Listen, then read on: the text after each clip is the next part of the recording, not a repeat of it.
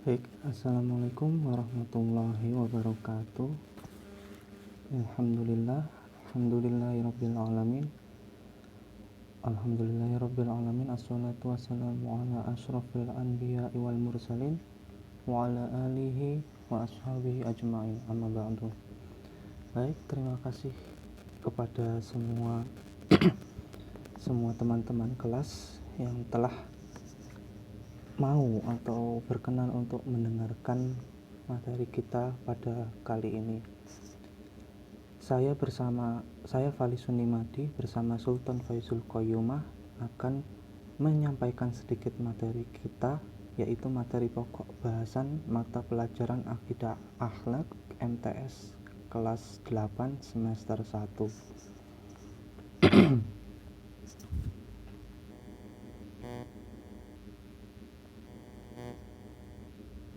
Materi inti kita yaitu ada sejarah, hakikat dan keistimewaan Al-Quran, mukjizat dan kejadian luar biasa lainnya, akhlak terpuji pada diri sendiri, akhlak tercelak pada diri sendiri, adab kepada orang tua dan guru, lalu kisah keteladanan Nabi Musa alaihissalam.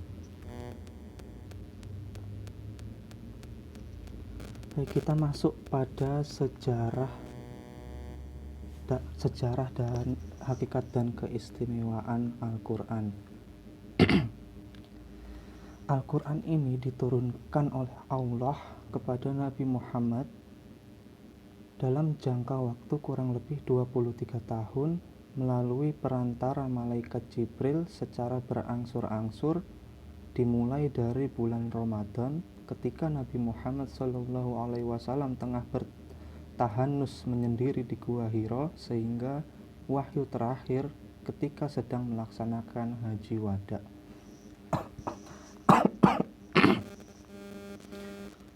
Surah-surah dan ayat-ayat Al-Quran diturunkan secara bertahap kepada Nabi Muhammad SAW, karena hal ini dijelaskan oleh Al-Quran itu sendiri dalam firman-Nya, yaitu A'udzubillahi minasyaitonirrajim, Bismillahirrahmanirrahim, tanzilan wa nazzalnahu muqsim 'alan nasi 'ala litaqra'ahu faraqnahu wa qur'ana. Artinya, dan Al-Quran itu telah kami turunkan secara berangsur-angsur agar kamu membacakannya perlahan-lahan kepada manusia, dan kami menurunkannya bagian demi bagian. Al-Isra ayat 106. Nah, setelah wahyu ini diterima, kemudian Nabi Muhammad membacakan kepada para sahabat yang mendengarnya.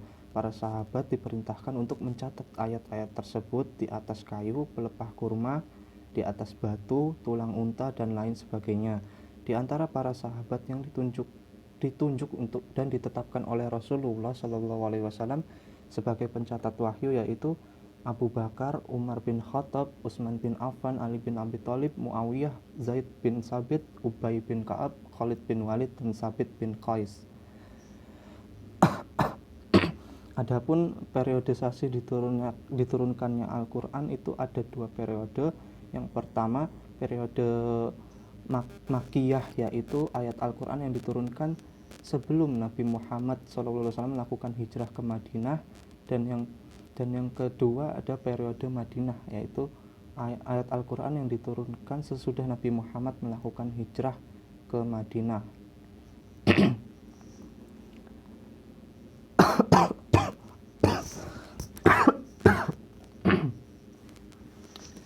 Masuk kepada hakikat diturunkannya Al-Quran. Hakikat diturunkannya Al-Quran ini ada beberapa poin. Yang pertama itu sebagai Alkitab, yaitu sebagai buku.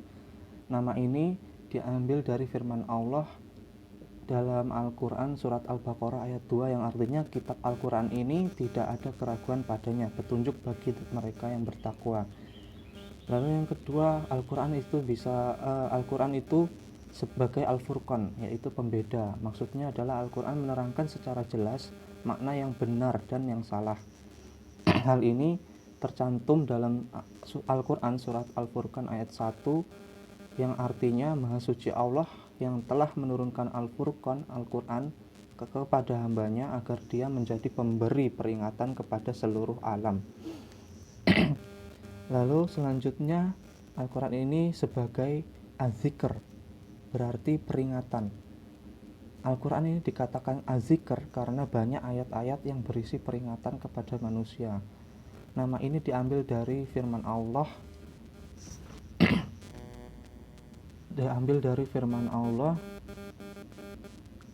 surat Al-Hijr ayat 9 yang artinya sesungguhnya kami yang menurunkan Al-Quran dan sesungguhnya kami benar-benar memeliharanya.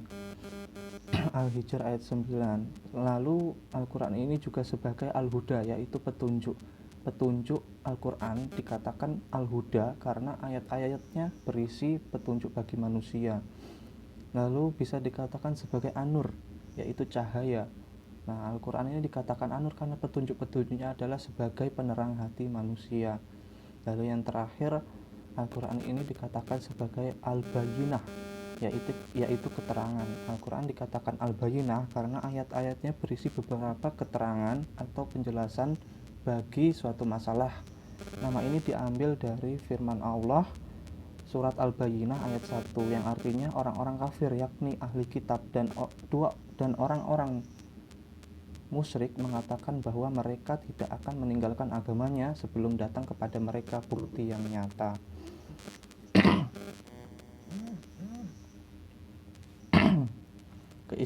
Lalu keistimewaan dari Al-Quran ini sendiri, yang pertama dari segi keasliannya.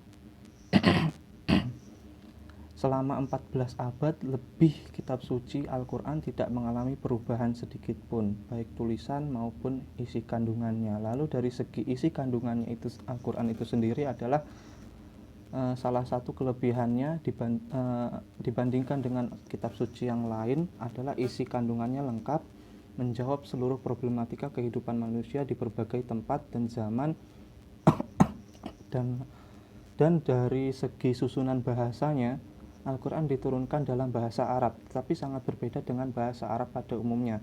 Bahasa Arab dikenal memiliki kemampuan bersyair sejak zaman dahulu. Mereka sering mengadakan lomba di pasar Ukas.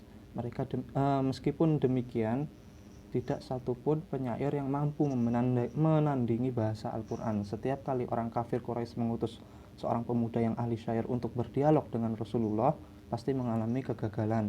Bahkan mereka merasa kagum. Bahasa Al-Quran mempunyai nilai sastra yang sangat tinggi, sehingga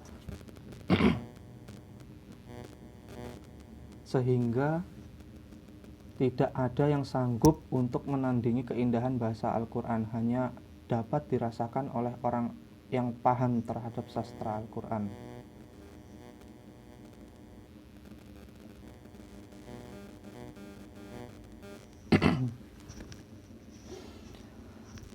Kemudian dari sisi misi yang diemban, kitab-kitab suci Al-Quran ini berlaku sementara hanya untuk umat tertentu.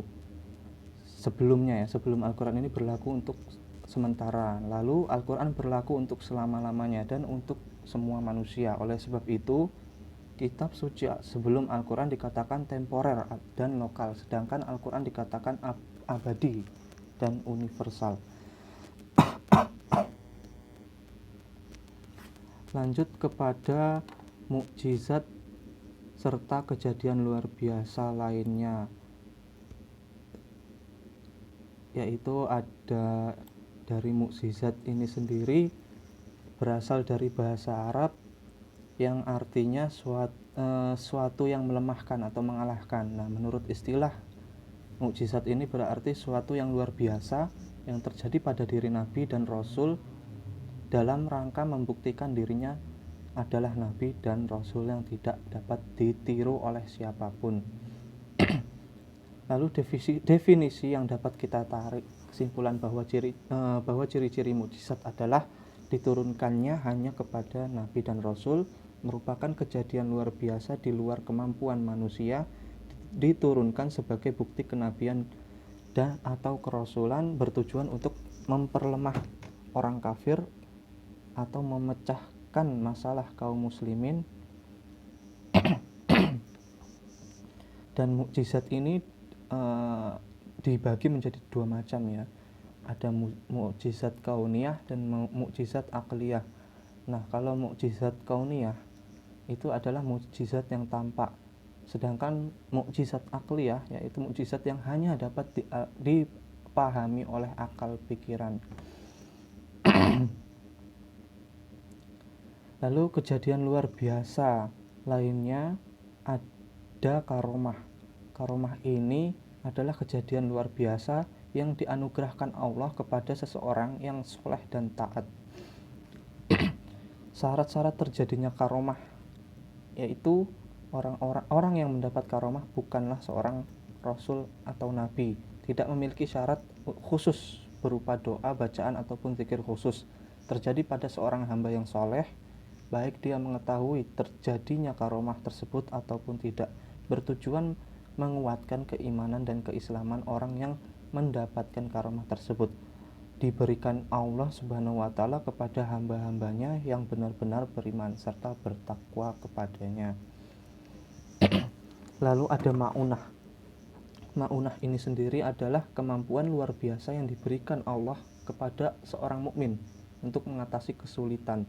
Ma'unah terjadi pada orang biasa berkat pertolongan Allah.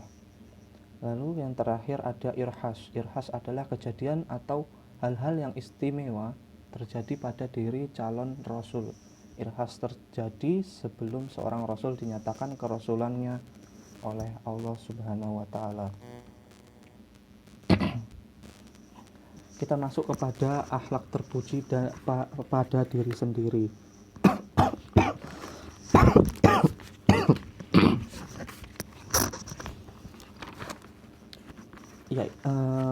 Salah satu akhlak terpuji pada diri sendiri ini ada sifat tawakal. Tawakal ini mengandung arti bersandar atau berserah diri atau mewakilkan. Nah, menurut Imam Al-Ghazali dalam bukunya Muhasyafah Al-Qul menjelaskan arti tawakal, yaitu menyandarkan diri kepada Allah Subhanahu wa Ta'ala. Dalam menghadapi setiap kepentingan, bersandar kepadanya. Ketika menghadap kesukaran, teguh hati ketika ditimpa bencana, dengan jiwa yang tenang dan hati yang tentram. Nah, dampak positif dari sifat tawakal. Yang pertama, akan bertambahnya iman seseorang kepada Allah. Lalu yang kedua, rukun terhadap sesama manusia. Yang ketiga, kuat menghadapi cobaan atau masalah. Yang keempat, merasa selalu dekat dengan Allah Subhanahu wa Ta'ala. Kemudian hati menjadi tenang dan tentram. Lalu setiap langkah selalu dalam lindungan Allah Subhanahu wa Ta'ala, atau selalu dalam ridhonya Allah Subhanahu wa Ta'ala. Lalu dalil yang menjelaskan tentang sikap tawakal ini ada dalam surah Ibrahim ayat 11. Bismillahirrahmanirrahim. Wa 'alallahi falyatawakkalul mu'minun. Artinya, dan hanya kepada Allah lah hendaknya orang-orang mukmin bertawakal. Ada juga hadis yang menjelaskan tentang itu, yaitu hadis riwayat Ahmad, yang artinya tidaklah termasuk perbuatan tawakal orang yang sengaja menghanguskan dirinya dengan besi panas atau menjatuhkan dirinya dari tempat tinggi.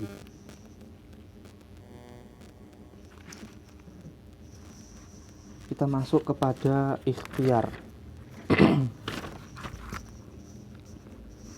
Ikhtiar ini memiliki arti memilih atau bisa juga diartikan berusaha.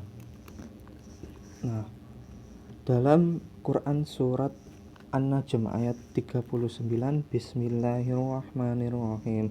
Wa alaisa lil insani illa ma sa'a. Yang artinya, dan bahwa manusia hanya memperoleh apa yang telah diusahakan. Ada juga dalam surat Al-Jumu'ah ayat 10. Bismillahirrahmanirrahim. Fa'idza qudiyatis sholatu fantashiru fil ardi wabtaghu min fadlillahi wadhkurullaha katsiran la'allakum tuflihun. Apabila sholat sudah dilaksanakan, maka bertebaranlah kamu di bumi. Carilah karunia Allah dan ingatlah Allah banyak-banyak agar kamu beruntung. Lalu bentuk-bentuk dari ikhtiar, ya, yang pertama adalah belajar dengan giat untuk mencapai cita-cita, bekerja keras untuk mencukupi kebutuhan, berusaha untuk menjaga kebersihan agar terhindar dari penyakit, tidak mudah menyerah, dan berusaha berolahraga jika ingin tubuh menjadi sehat. Lalu dampak positif dari bentuk ikhtiar ini adalah mendapatkan kemuliaan dari Allah Subhanahu wa taala dan terhormat di hadapan sesama manusia sebagai akibat dari kesungguhan yang dimilikinya. Lalu dapat mengukur kemampuan dan hemat dalam membelanjakan rezeki dari Allah. Lalu merasa bangga karena dia mampu melaksanakan keinginannya dan puas karena kehidupannya menjadi lebih baik. Lalu dapat memperoleh kebahagiaan dunia dan akhirat. Bentuk lain dari akhlak terpuji ini yaitu sabar. Sabar ini memiliki arti kuat menghadapi setiap penderitaan maupun segala sesuatu yang tidak disenangi dengan sikap ridho dan pasrah sepenuhnya kepada Allah Subhanahu wa taala. Sabar termasuk salah satu amal yang diperintahkan oleh Allah Subhanahu wa taala seperti dalam firman-Nya Quran surah Al-Luqman ayat 17. Bismillahirrahmanirrahim. Wasbir 'ala ma asabak. Bersabarlah terhadap musibah yang menimpa engkau. Dan ada terdapat dalam surat Al-Baqarah ayat 155. Bismillahirrahmanirrahim. وَلَنَبْلُوَنَّكُمْ بِشَيْءٍ مِّنَ الْخَوْفِ وَالْجُوعِ وَنَقْصٍ مِّنَ الْأَمْوَالِ وَالْأَنفُسِ وَالثَّمَرَاتِ وَبَشِّرِ الصَّابِرِينَ. Dan sesungguhnya akan kami berikan cobaan kepadamu dengan sesuatu dari ketakutan, kelaparan, kekurangan harta, jiwa, dan buah-buahan. Dan berilah kabar gembira bagi orang-orang yang sabar. Nah, bentuk-bentuk dari sikap sabar ini yaitu sabar dalam ketaatan. Sabar dalam ketaatan.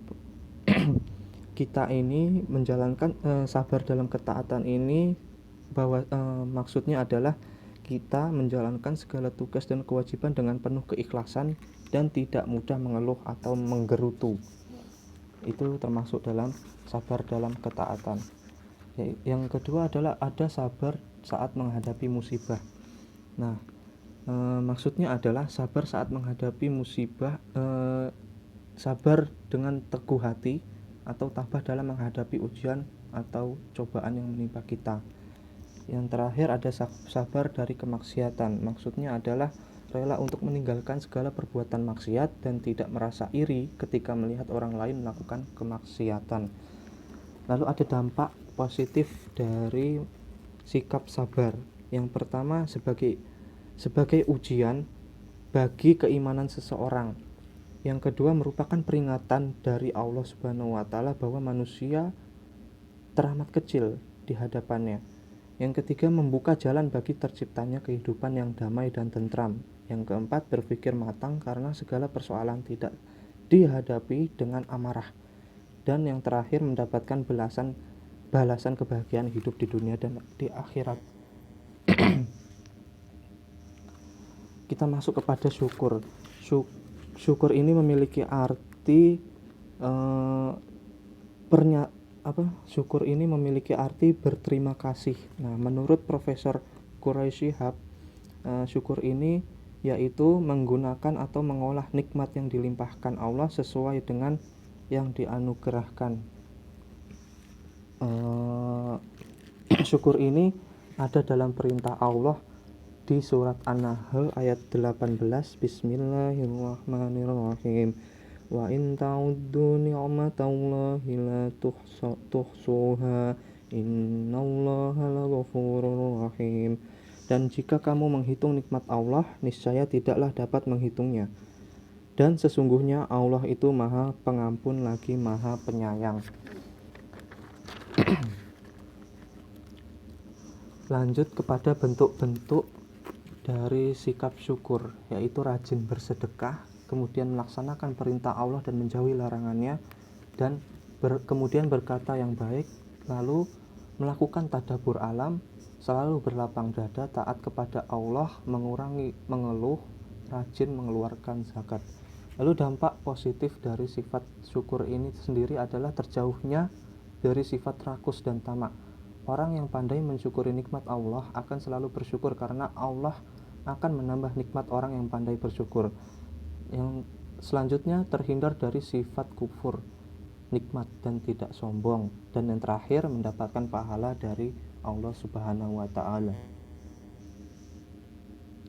Ya, yang terakhir adalah qanaah.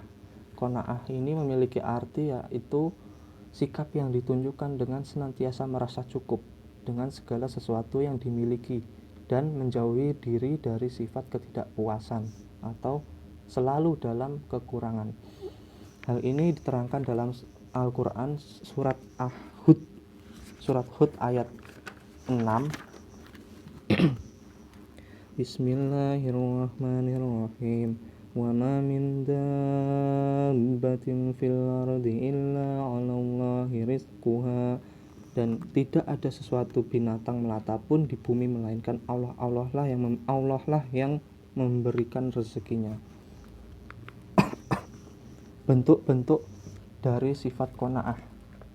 Yang pertama, merasa cukup dengan hasil yang diikhtiarkan, merasa cukup dengan harta pangan dan papan yang dimiliki, pandai mensyukuri nikmat atau rezeki yang dimiliki, selalu berpikir segala yang dimiliki adalah dari Allah dan kehendak Allah, hidup sederhana, tidak berlebih-lebihan, tidak melebihi porsi pekerjaan di atas ibadah kepada Allah. Dan dampak positif dari sifat qanaah ini menumbuhkan rasa ikhlas atas keadaan yang ada, mendorong kedekatan kepada Allah sehingga jiwa semakin tentram, meningkatkan sifat sabar atas segala ketentuan Allah, mempertebal sifat tawakal kepada Allah, dan membentengi diri dari segala tipu daya yang bersifat duniawi. Selanjutnya saya serahkan kepada saudara saya Mas Sultan.